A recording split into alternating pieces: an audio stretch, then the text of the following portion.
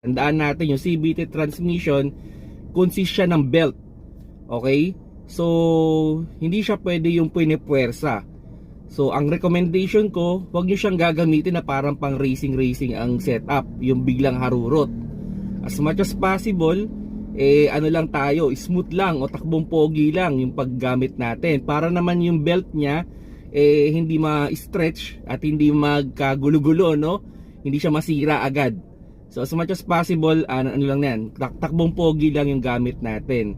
Then wag din natin siyang ipo-full load kasi hindi naman designed ang CVT transmission para mag-hold ng maraming weight. Okay? So hindi siya designed para doon. So wag yung masyadong i-overload yung inyong CVT transmission. Then kung sakali naman kayo ay mga nasa umaahon sa mga paahon na kalsada, pag-aralan nyo rin kung paano gamitin yung kanyang low gear, or kung yung iba kasi walang low gear, iba naman yung tinatawag na manual mode. So ang suggestion ko sa inyo dyan is kung halimbawa masyadong paahon, kung meron niyang L or B, pwede nyo siyang gamitin.